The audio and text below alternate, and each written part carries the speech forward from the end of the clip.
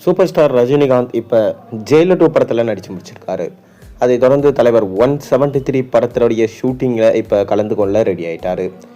இன்றைக்கி பார்த்தீங்கன்னா தமிழ்நாடு முதலமைச்சராக திரு சி. ஜோசப் விஜய் அவர்கள் பதவி ஏற்றுக்கொண்டார். இன்றையிலிருந்து தாவேகா என்னும் புது அரசு தமிழகத்தில் ஒரு சாதனை படைத்துள்ளது.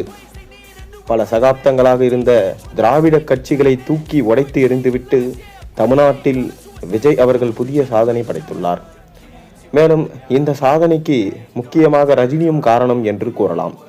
ரஜினிதான் திருமாவளவன் விஜய் அவர்களுக்கு ஆதரவு தெரிவிக்க வேண்டும் என மறைமுகமாக கேட்டுக்கொண்டதாக ஒரு செய்திகளும் இருக்கிறது. இன்னொரு புறம் விஜய் அவர்கள் முதலமைச்சராக இன்று பதவி ஏற்பதற்கு ரஜினி செல்வார் என எதிர்பார்க்கப்பட்டது.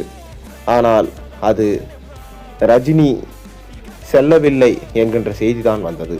காரணம், ரஜினி சென்றால் தேவையில்லாத அரசியல் குழப்பங்கள் ஏற்படும் என்பதற்காக ரஜினி இந்த விழாவிற்கு செல்லாமல் தவிர்த்து விட்டார்.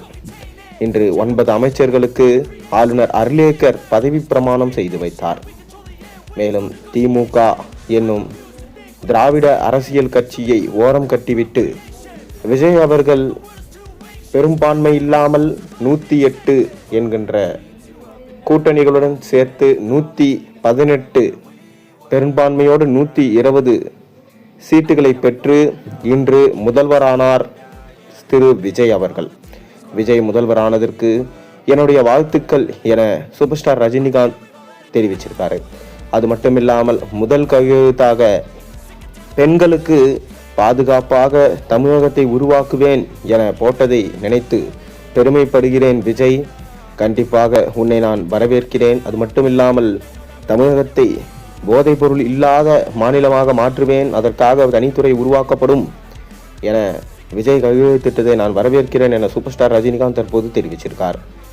ஆரம்பத்தில் சூப்பர் ஸ்டார் ரஜினிகாந்துக்கும் விஜய்க்கும் சம பகை அவர்களுக்குள் ஆகாது என கூறப்பட்டது. ஆனால் விஜயோ ரஜினியை பார்த்துதான் இந்த அளவுக்கு வளர்ந்து தற்போது தமிழ்நாட்டின் முதலமைச்சர் ஆகியிருக்கிறார். ரஜினி மட்டும் விட்டு கொடுக்கவில்லை என்றால் விஜய் முதலமைச்சர் ஆகியிருக்க முடியாது, அரசியலில் நுழைந்திருக்க முடியாது. ரஜினி அரசியலிருந்து ஒதுங்கியதற்கு பிறகுதான் விஜய் அரசியலில் நுழைந்தார். ஆக மொத்த ரஜினிதான் விஜய்க்காக அனைத்தையும் விட்டு கொடுத்தார் என தற்போது பரவலாக பேசப்பட்டு வருகிறது. அது மட்டுமில்லாமல் விஜய்க்கு வாழ்த்து தெரிவித்த ரஜினிகாந்துக்கு மீண்டும் தமிழ்நாடு முதலமைச்சராக விஜய் ரஜினிக்கு நன்றி தெரிவித்துள்ளார். இது தமிழ்நாட்டில் பெரும் சந்தோஷமான விஷயமாக பார்க்கப்படுகிறது. மேலும் விஜய் இனி மக்களுக்காக என்ன செய்வார் என அனைவரும் எதிர்பார்த்து காத்து கொண்டிருக்கிறாங்க.